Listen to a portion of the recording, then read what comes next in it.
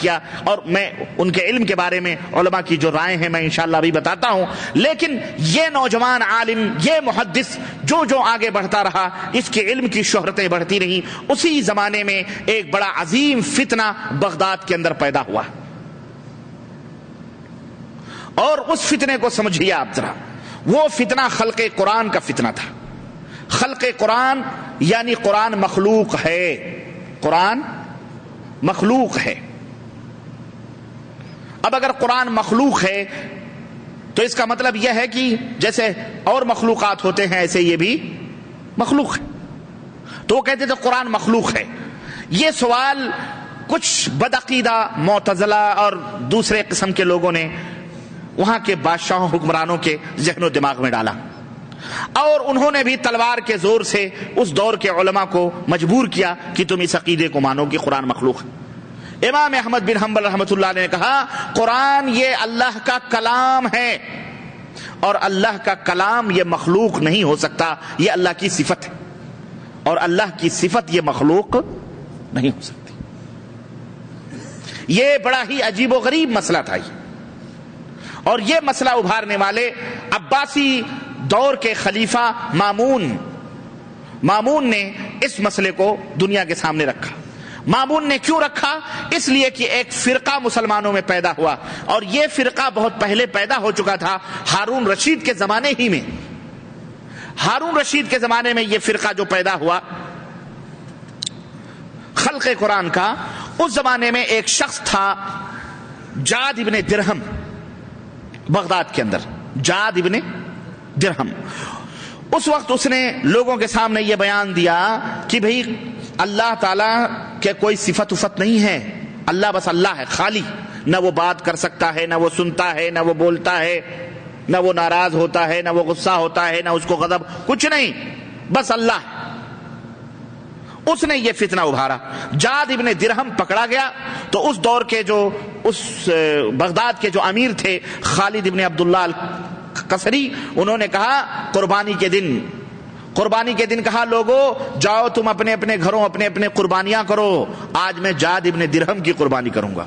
چنانچہ عیدگاہ میں خطبے کے بعد ممبر سے اتر کر خالد ابن عبداللہ جو امیر تھا اس وقت، گورنر تھا بغداد کا، اس نے اتر کر، یہ دور اموی کی بات ہے، بنو امیہ کے خاندان کی، اس نے جاد ابن درہم کو ممبر کے نیچے جو بدھا ہوا تھا ممبر سے پٹک کر اس کی گردن کو کاٹا. کہا یہ کہتا ہے کہ اللہ نہ بات کر سکتا ہے، نہ بات کرتا ہے، نہ سنتا ہے، نہ بولتا ہے، کیا ہمارا اللہ گونگا بہرا ہے؟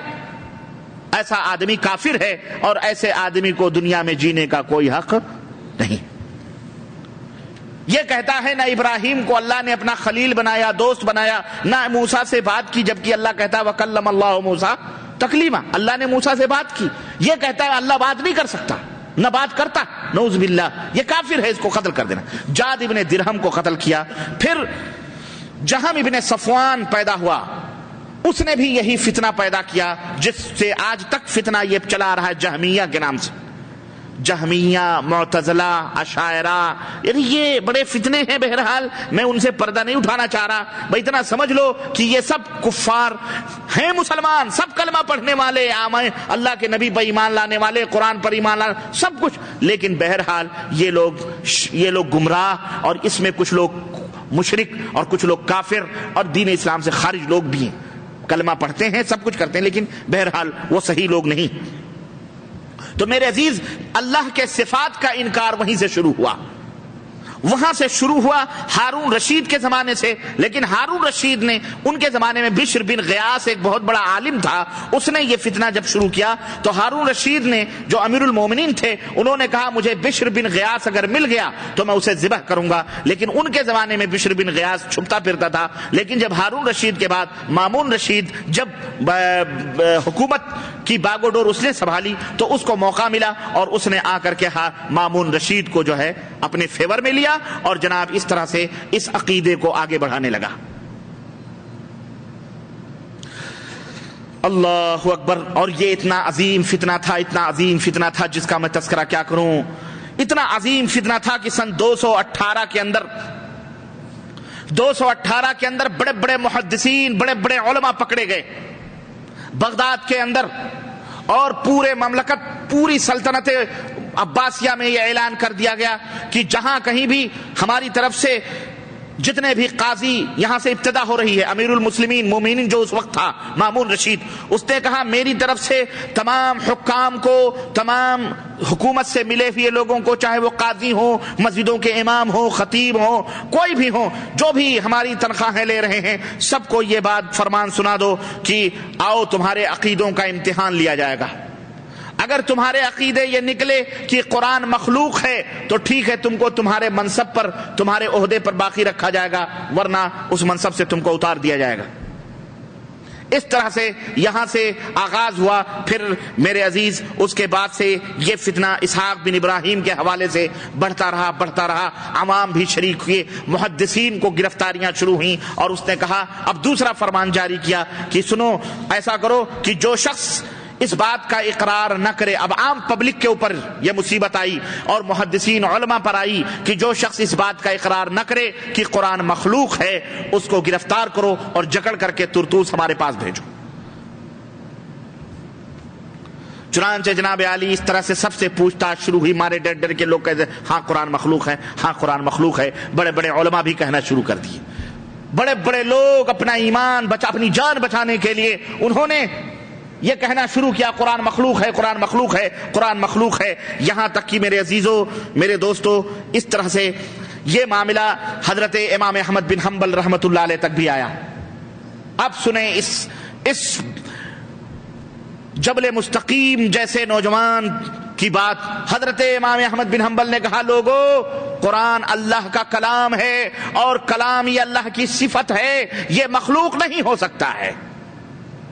مخلوق ہم ہیں، تم ہو، آسمان ہے، زمین ہے، لیکن قرآن یہ اللہ کا مخلوق نہیں ہو سکتا ہے۔ ان کو گرفتار کیا گیا، اور ان کے ساتھ 4 لوگ اور تھے، جن میں حضرت احمد بن حنبل نمبر 1 پر تھے، نمبر 2 محمد ابن نوح تھے، نمبر 3 قواریری تھے، نمبر 4 سجادہ، 4 محدثین تھے۔ ان کو گرفتار کیا گیا، جنہوں نے کہا کہ اللہ کا کلام ہے یہ، اور یہ اللہ کا کلام مخلوق نہیں ہو سکتا۔ ان کے مشکیزے کسے گئے، ان کے ہاتھوں میں بیڑیاں لگائی گئیں، ان کے پیروں میں زنجیریں پہنائی گئیں، اور ان کو پابا جولا کر کے بادشاہ کے دربار میں لے جایا گیا، اور رات بھر اسحاق ابن ابراہیم نے ان کو باندھے رکھا۔ صبح جب ہوئی دیکھا ان رسیوں سے جکڑے ہوئے، اور جب مار پیٹ شروع ہوئی اور کوڑوں سے جب ان کے اوپر مار پڑی، تو ان میں ایک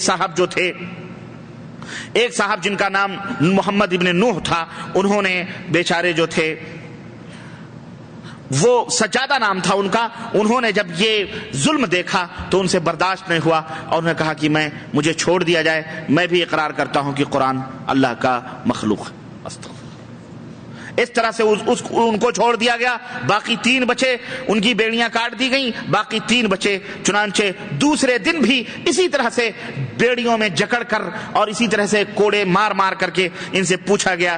قواریری ایک صاحب تھے جو محدث، انہوں نے بھی کہا بھائی ہم سے برداشت نہیں ہوتا یہ ظلم، ہمیں چھوڑ دیا جائے، ہم بھی مانتے ہیں کہ قرآن اللہ کا کلام ہے، لیکن یہ مخلوق ہے۔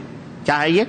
مخلوق۔ باقی 2 بچے محمد ابن نوح اور احمد بن حنبل رحمہم اللہ۔ محمد ابن نوح اور احمد بن حنبل نے کہا کہ نہیں، بلکہ قرآن مخلوق نہیں ہے، یہ اللہ کا کلام ہے، اللہ کا کلام مخلوق نہیں ہو سکتا۔ ان کو باندھ کر جب مامون رشید کے دربار میں پہنچایا جانے لگا، راستے میں تھے کہ محمد ابن نوح دوسری رات ہی کو انتقال کر گئے۔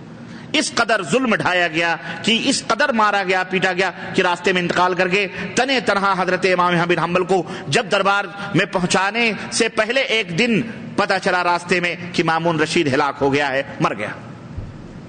مامون رشید جب مر گیا، ہونا تو یہ چاہیے تھا کہ اس کے مرنے کے بعد یہ ظلم اور یہ زیادتیاں ختم ہو جاتی، لیکن اللہ اکبر، اس کے مرنے کے بعد اور ظلم و زیادتیوں کا اضافہ ہوا۔ اس کے بعد اس کا بھائی معتصم آیا۔